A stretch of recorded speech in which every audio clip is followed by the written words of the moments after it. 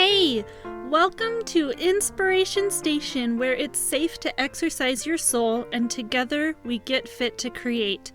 I'm Karina, founder of Koi Compositions, and Inspiration Station is a resource for you to rely on anytime you're feeling drained or if your creativity pool is depleted. This is for you to use whenever you need encouragement or a reminder to believe in you. Today is about asking good questions to enhance our creative ambitions. Questions can open doorways to new thoughts, ideas, perspectives, and dreams. Or they can shut that same door. Albert Einstein said, "If I had an hour to solve a problem and my life depended on the solution, I would spend the first 55 minutes determining the proper question to ask. For once I know the proper question, I could solve the problem in less than 5 minutes." He was maybe a little overconfident, but I do think that questions are super important. So, what makes a good question? Scholastic has categorized 2 types of questions. A convergent question has one right answer, leaving little room for creativity or learning or differences of opinion.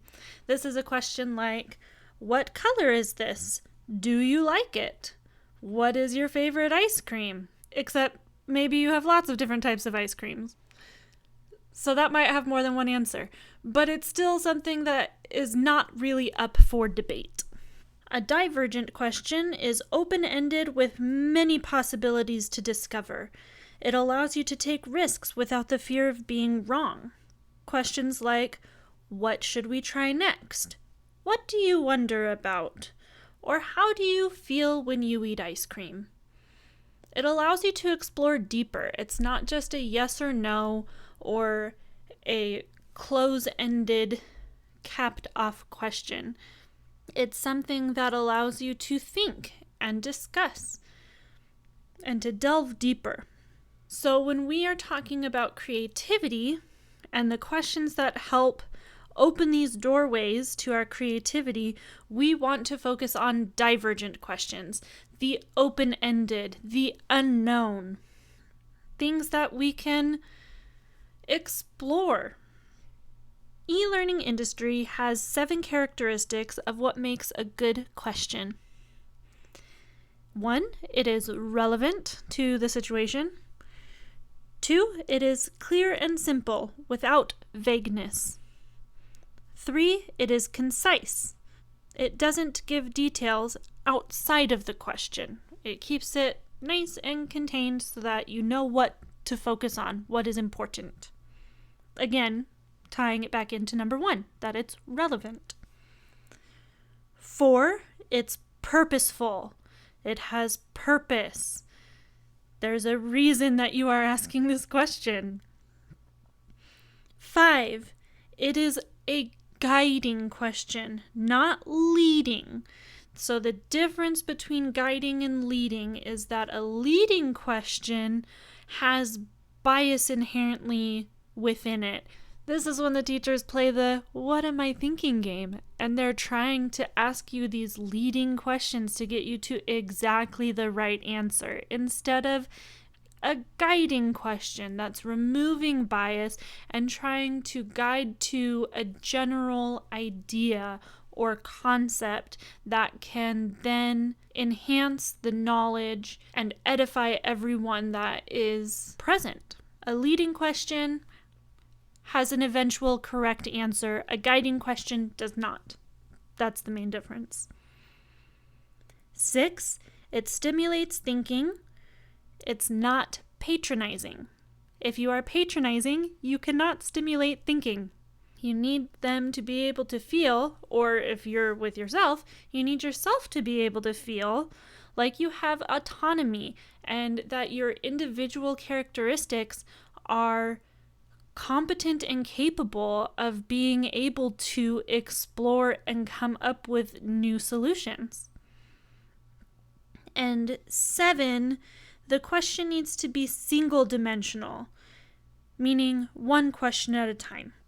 So instead of having a question that's asking about the medium that we're going to use in our next project in order to convey which message to get to which audience, focus on one thing at a time. What is the message I want to bring? And after you decide that, then who am I trying to reach with this message? Who is the audience? And after that is decided, then we move forward and say, what is the best medium to be able to reach that audience with that message, right? So you can't ask all of the questions in one question, single dimensional questions. So those are e-learning industry's 7 characteristics of a good question. Relevant, clear and simple, concise, purposeful, guiding, stimulates thinking, and single dimensional. I think these are a really good guideline to how we practice creativity. When we are exercising our creativity, we are trying to stimulate thinking. We are doing something for a purpose, even if that purpose is for no reason whatsoever other than I want to. And that's totally okay. Sometimes the best creative projects come out of doing it for no reason whatsoever. That purpose behind it is playful, and so there's still purpose in it. Our creative practice is always relevant to whatever is happening in our lives. So these guiding principles of questions can also help guide how we are applying our creative practice in our life. An important public service announcement. There are no such things as dumb questions.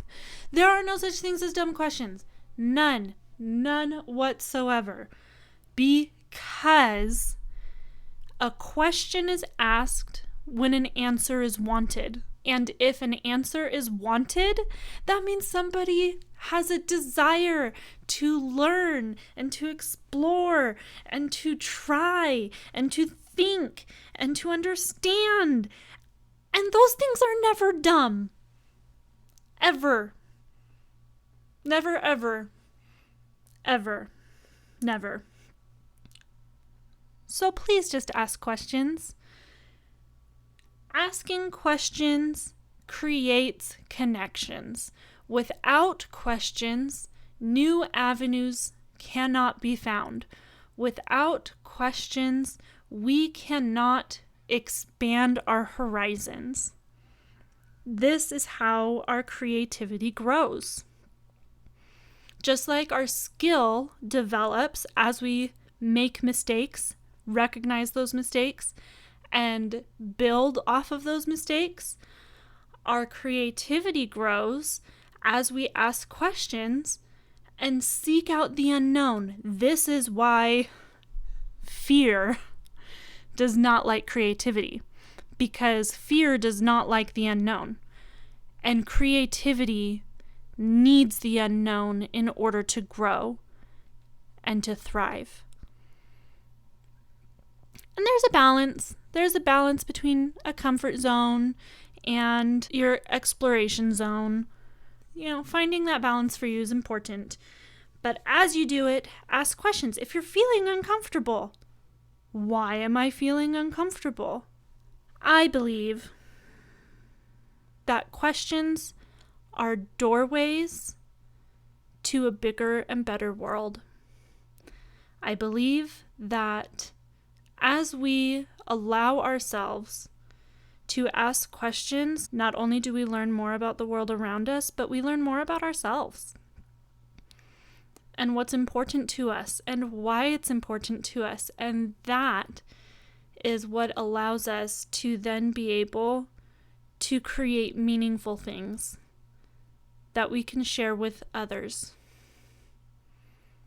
That's what makes art matter and creativity matter. I look forward to talking to you again soon. Until then, stay creative.